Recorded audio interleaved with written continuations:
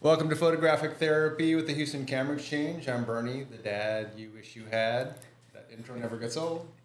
Today, all the way from Tom Bean, Texas. Tom Bean, Texas, right off of Joe Bob Road. Right off of Joe Bob Road, we have the man, Tony Krup from Sony today.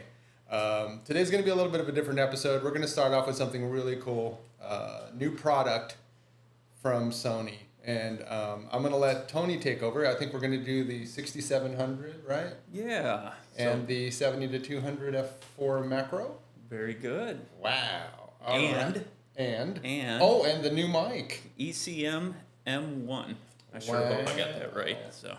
Well, that is a wonderful piece of kit you got right there, buddy. It is kind of a wonderful piece of kit. Feedback's been great.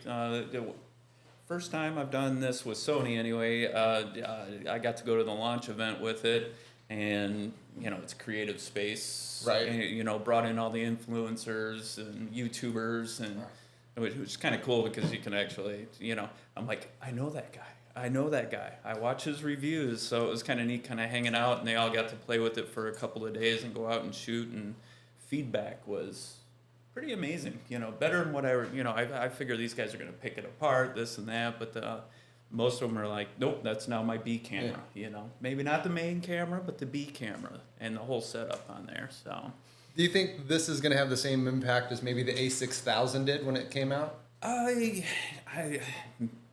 No. Okay, good answer. I mean, honestly, no. It's just kind of the new upgrade. It's a crop sensor camera. It's got some great video capabilities, and that's kind of one of the biggest upgrades on this one. It's adding up to the 4K 120, much better autofocus, going into the new AI technology where the subject recognition is pretty amazing, and great focus system. So natural upgrades from the 6600 if people are familiar with that. Crop sensor, it's got IBIS built in. This one adds a much better viewfinder on there, which I just realized my eyepiece fell off. Must be in my bag somewhere. But nicer viewfinder, touchscreen, USB-C, the new menu system. Everything's fast. Okay, so and not only that, for its price, you're getting a lot of camera for the money. Correct. Yeah, great. It's kind of the one camera that kind of does it all. It's 11 frames per second, great video capabilities. It's got great color. That's one of the things where people are like, hey, the new color science that's rolling through in all the newer cameras is much better than, let's say, the A6000. Okay. Although it's kind of hard to talk about a camera that's 9-10 years old now. Right. Well, I'm just saying it from today, and when the A6000 came out, everybody said, "Oh my God, this is like completely different than anything else." Do you think that's the type of impact it'll make, or do you think it's just continuing on? Because I know you guys. I know the FX30 is in that cropped sensor. Correct. Range. So this is using the FX30 sensor, so the new 26 megapixel sensor. So that's what I wanted to hear. That's what you wanted to hear. So this is the new sensor, 26 megapixels on there. Okay. And yeah. Does it have unlimited recording time? Yes. Oh, nice. Compared to the FX30, I mean, you can still have to worry a little bit about heat depending on, what you're doing. But you only have to worry about that if you're shooting 4K 120 for extended periods of time. Right. And that's where the FX30 is really going to kind of... The built-in cooling fan. Cooling fan, yeah. So. And, well, like I said, I've already had literally tons of people coming into the store going, can I buy an A6700?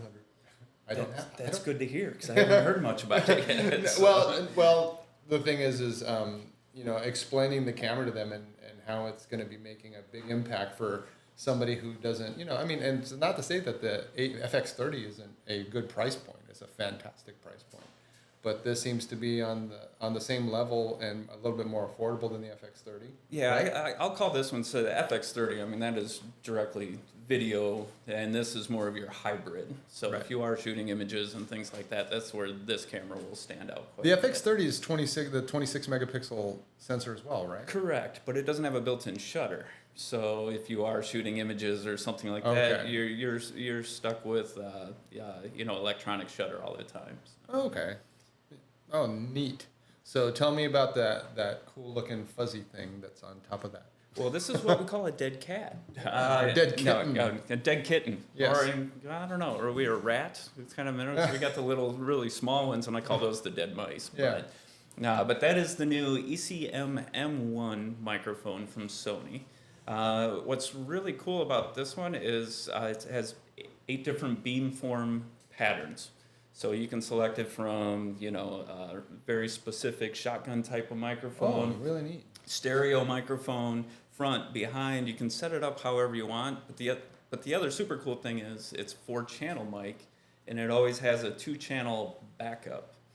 Oh, So sweet. stereo backup. So let's say if you messed up, or somebody gets out of your range or something like that, you can always tap into the backup, which is, I don't know if any other microphone does that. Well, one of the neatest things I'm looking at right now is this actually has a dial control, right? That dial control is for stupid people like me, can go, oh, okay, that's what I want to do. Exactly, and select exactly what you want. So Really neat. yeah, So I can record my award-winning documentary with this. you can. I would still probably highly recommend maybe even a little better audio, but for me, this is the perfect one as either as your backup that you just leave on your camera the entire time, or if you're using a lav mic or there and just keep it as the balance, or it's just a great just general small lightweight content creator. You're out and about, you can grab this microphone and run and still sound very, very good. So this is also going to be good for vlogging. I noticed the screen is a different screen. It reticulates just like the EV systems. Yep, I would say pretty standard flip out. Nice. Need to see yourself, need to see in front, whatever you need to do. And that screen resolution is a new screen resolution? I don't remember. That is a very good question. I think it's pretty much the standard resolution of what we've been doing on there. Okay. The big upgrade is the viewfinder is a much higher resolution. So That's what I want to ask, not the Yeah. screen, the viewfinder. Yeah, the viewfinder, that's up to the 2.1 million dots, if I remember correctly. Don't Nice. quote me on that, please. But it's somewhere around there. And our usual disclaimer: all the opinions expressed on this podcast are typically are mine, not the stores, and Tony's, And So- mine, and definitely not Sony. And thank you for our sponsors. We'd like to thank the sponsors, Fujifilm and Rode Mic, for providing the stuff for the podcast, and my team of wonderful mules who work behind the counter, and work behind the cameras. Tony, the artist behind all the shooting, and Mike, a producer. Nobody could ever ask for any better producer like that. So that I'm getting that out of the way. So the other thing we're going to talk about. Oh, I'm not done with the camera yet. So from as far as the sensor goes on this particular one, it's a new camera, right? So that sensor, what are we looking at as far as dynamic range? It's better than the A6600, a lot better, kind of better. Kind of better. Okay. So it is better. I'm trying to remember the dynamic range on this one. 14 and a half stops, if I remember Holy correctly, cow. which is not bad for a crop sensor camera. Remember when the new cameras were 3 stops better? And you were happy with You're that? like, Yeah. holy cow, look at that. This is amazing. Right? The usual fare. One of the things that I've noticed that as I've been, obviously selling Sony as well, is that I've noticed you guys are getting better on the menus. Much better on the menus, which is, Yeah. I'm finally fully used to the new menu system. And now when I get customers that come in and ask me about the old one, I'm just, okay, getting a little lost and having to find things. But yeah, much easier. Things are laid out in a much easier direction, I guess, to find what you need to find. The only thing that I wish, and it's not just Sony, it's all the companies in general, what I wish they would do is make the app connection way easier. Like Insta Connect. Ooh, look, there it is. It's connected. You're done. Because one of the things we do have, a lot of people coming into the stores, I can't get my app to connect to my camera. And, and you have to tell them the certain steps. And some people, it's like they can't go through those steps. Well, we know it's easy to connect, but they have to, You have to pay attention a You little have to bit. pay attention. The screen tells you everything you need to do, and that's what you just kind of have to get people to go, it's right in front of you, read. And I know not everybody likes to do that. Yeah. I might be one of them. Yeah. But if you follow the directions and what the screen tells you, it's actually pretty easy. Yeah. People just want to see, I want to turn on my phone and have it connected. And I said, and I'll usually tell them someday that'll happen, But And it is getting easier and more reliable, and they now have the new Creators app from Sony, and that connects and even gives you some cloud storage. You can upload it, you can do this and that, control the camera remotely. I've been playing around with it a little bit. I'm not a full expert yet, as it's fairly new, and it came out maybe a little buggy. Oops, I didn't say that, did I? But it's been working really, really well lately with the most recent updates. don't worry, if we actually talk some smack or shit, we can actually cut it out. We can cut it out. All right, good. I've set up the Creators app and it's great. You record, something, like what we have here, bring it up on your app, see everything, your placement, and hit record and run. It's pretty easy. I mean, that's so funny. From a sales point of view, when it comes to, I know this is not sounding like your typical Bernie podcast, but from your sales point of view, the Sony cameras are easy to sell. I really don't have to sell anybody on them. The EV series has been doing really well, and I even wore the Alpha shirt. I almost wore it, but I was afraid you might, and I didn't think we should match. Yeah, we would end up looking like the Alpha guys, and which would be strange. Different podcasts. I guess. Right. Another thing I wanted to ask you about is, we're still sticking with the camera from the photography end of it. Faster. Same as the 6600, so 11 frames per second. Okay. Autofocus system definitely kicking it up a notch. Okay. Again, it's that new AI focus. I always struggle to explain how well it is because That's what I wanted to ask you about. Because you look at a spec sheet and you're like, okay, it recognizes things, like great, but how much better is it? Right. Until you get it in your hands and run with it, you just don't realize how good it is.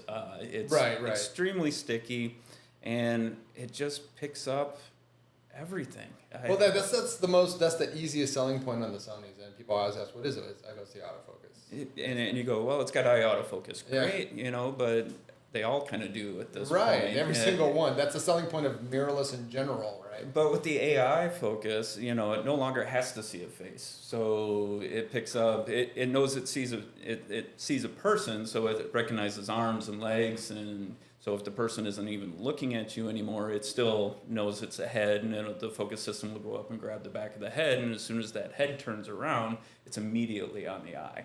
It does the same thing with animals. Right. I've got plenty of animals at home, and even if the animals... I don't know, Tom Bean, Texas is pretty, that's a big city center of... Yeah, big city center of 1,000 people in there.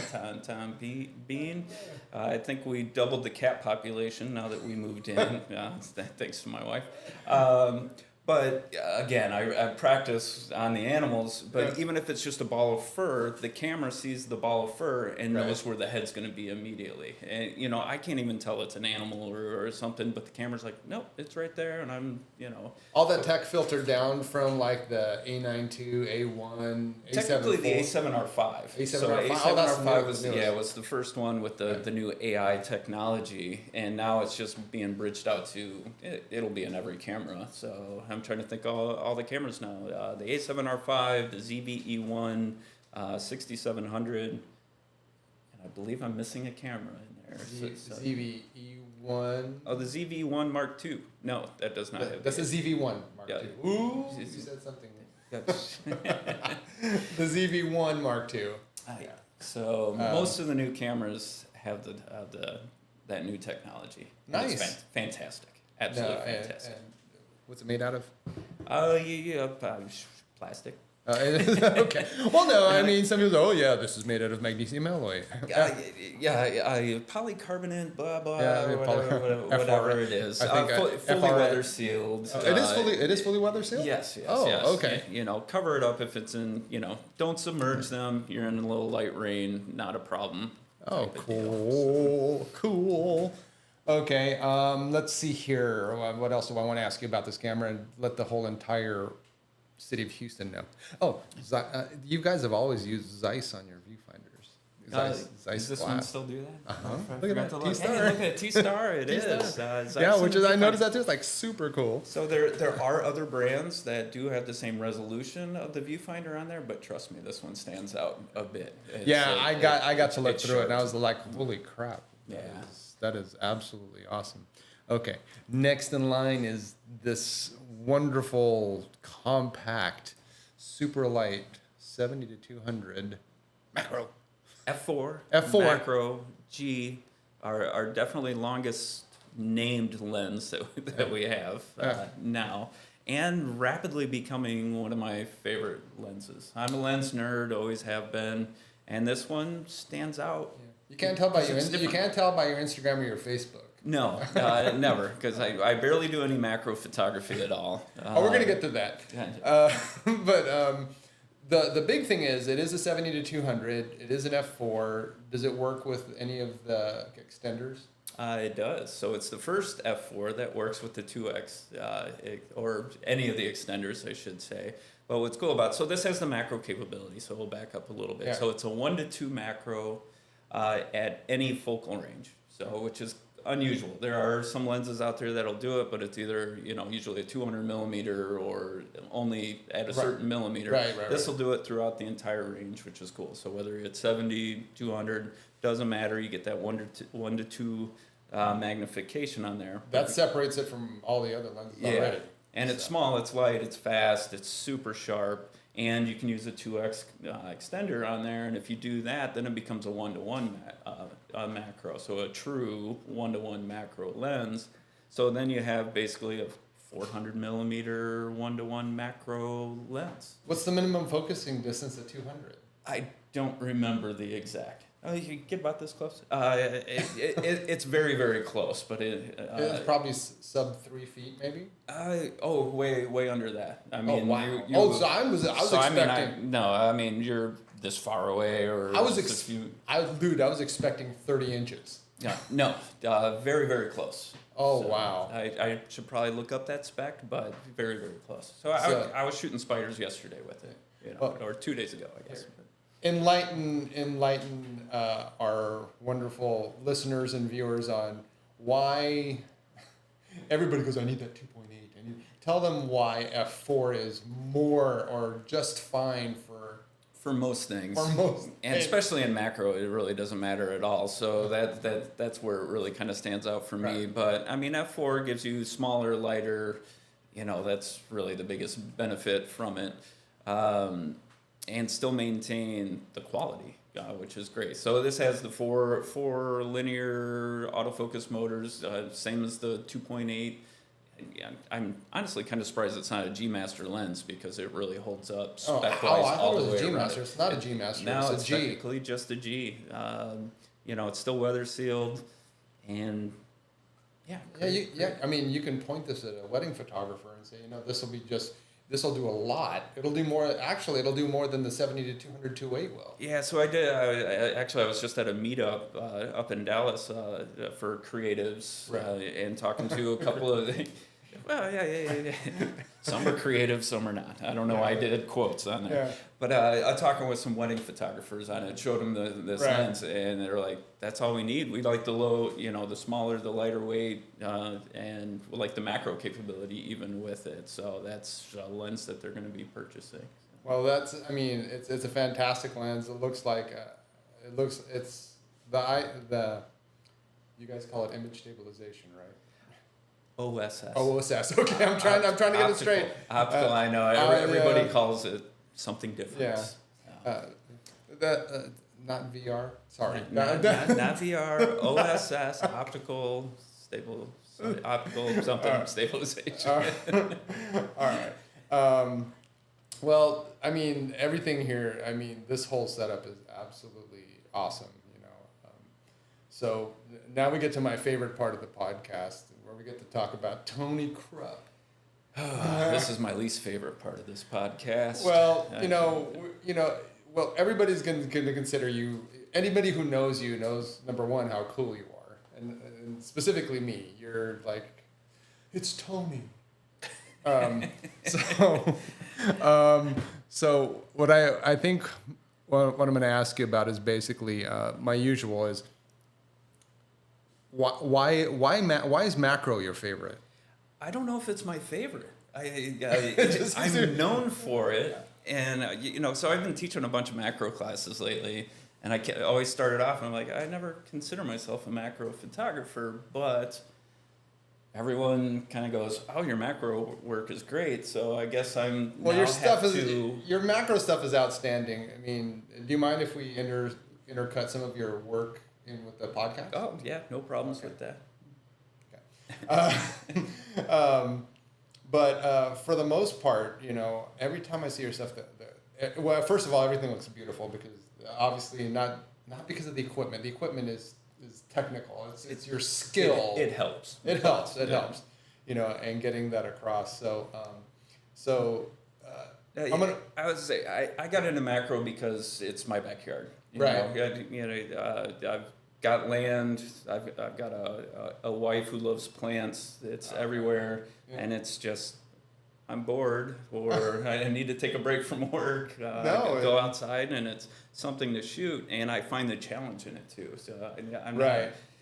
I get bored easily. ADD all day long. I get bored, and I find the challenge of macro. So it's finding little creepy crawly things, and they're moving, and macro's tough to begin with because you have no depth of field. So it's just challenging. So. Well, welcome to my world of ADD and photography. So if there was anything about what you do, not just as far as your photography, the whole Sony thing, what is your most favorite part about what you do? So repeat that question again. Out of all the stuff you do for Sony, what is your favorite thing? Like being on the road and traveling and driving for hours. My favorite part is really, honestly, just talking to people like you. Yeah. I love the teaching aspect, doing classes and building classes, and that's my favorite part, I guess. I get the question a lot, like, oh, why don't you go into sales? Why don't you do this and that? And I can't sit at a computer. Again, ADD, sitting Excel spreadsheets, things like that. That's tough for me. So I like being on the move, something different every single day. Yeah. And again, I enjoy teaching. Yeah, you're preaching to the choir, because one of the reasons we started this podcast was, I think, number one, I wanted something more creative to do besides photography. Because at a certain point, everybody gets slightly burnt on it's like, I don't want to do that anymore. But so the other thing I want to say is you're really good at what you do. So can you give our audience and our listeners tips on what? What are we tipping? On just getting better at doing macro photography. Where do you start? The first thing I tell people is practice and get used to the fact that you are going to shoot a ton of bad images. If you go to my Instagram account, Krup_photography on Instagram. There we go. That's how you get it. If you go there, you see one nice image. Trust me, I shot 10 bad images. And when I first started, I shot 50 bad images. Now I usually can nail something within 3 probably, and it's just practice. Learn the basics. Do you stack? I don't. Well, I have. That is something that's very, very cool, but it's a very, very controlled environment, and well, I just don't get a chance to set up a controlled environment much since I'm on the road all the time, things like that. And yeah, I'm kind of lazy. Oh. It takes a little more work. I do like the stack though. Yeah, I mean, everybody who starts out in macro photography thinks, I want to do a close-up, but I want everything in focus. Yeah. And they get really frustrated when they realize that depth of field is obscenely shallow. Yeah, so you're always shooting higher apertures. You know, I tell people I never shoot wide open. You pretty much almost never shoot wide open. Sometimes I'll pick something and just, all right, I just want that itty bitty tiny piece in focus and blow out the rest. But, you know, I start minimum f7.1, f8, and work your way up. And work my way up if I can, if there's enough light, because that's always the other challenge. Well, that's the other thing too. It's going to bring us back to the lens. Is when you're doing that, are you autofocusing or are you? Typically, the closer you get, and for me, I can never get close enough in macro photography. Sure. So, I'm one. I put it in manual focus. I set it to the closest focusing, and then I move in and out. That's almost always what I do. I learned that. It's much easier if you're doing larger, insects, butterflies, things like that. Autofocus works great, especially, and that's part of like the new AI autofocus. That's one of its advantages. It has an insect mode in the Sony camera, so it picks up. Like butterflies. It actually says insect mode. And it picks up for what it's programmed to pick up. It works extremely well. So butterflies, dragonflies, spiders, and something else that I'm missing right now. And it grabs it, and autofocus works great. When you get into the bugs that it's not programmed for, it does a pretty good job, but doesn't always grab the head. It usually recognizes the insect, but not always grab exactly where it is. So since it's AI, autofocus means they can program it, and hopefully updates or things like that where it'll get better. But again, works really well for larger insects. Oh wow! You ever do macro on people's faces? I try not to. Nobody wants to see their face that close. I want to see my pores. No. Yeah. See, there's a couple of other things I wanted to ask you about too. About Tony. We have a guitar right here. I'm just joking. Tony actually plays guitar, and he's really, really good. I probably have one in the car. You can. So just being, one of the reasons I like talking to you is you're pretty down to earth, you're a cool guy, and people tend to think that they surround themselves with just photography stuff. And that's why I'm bringing up the guitar playing, right? What else do you like to do besides shoot and play guitar? About nothing. That's about right. It's pretty much all I do. Those are two good things, and I tell people it's always not about photography. It's always about something that's going to make you happy, right? And no matter where you are in this whole ecosystem of photography, there are other things. Learn to put the camera down. Learn to put the camera down and just enjoy what's around you. And that's it. I always tell people I have two passions in this life. It's photography and music, and that's pretty much it. Occasional video game. Yeah. Got to throw that out every once in a while. Oh, I suck at video games. I didn't say I was good, but I enjoy playing every once in a while. No, I'm the guy who types like this. Uh-huh.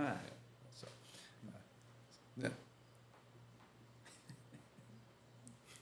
Anyways, so I guess we can call that. Tony, thank you so much for stopping by. Are you gonna hang out with us at the store today? I am gonna hang out at the store a little bit today. Nice. And thank you so much for having me on in the beginning. Oh, this is fun, and like I said, this type of stuff we do. We're gonna sparsely put this in there. We're more about the person. And then it's nice to know that we can talk about equipment, and the people who talk about the equipment actually are people as well. So thank you so much. This is Bernie for Photographic Therapy, the dad you wish you had. Thanks for showing up and listening. We'll talk to you guys soon. Bye, everyone. Peace.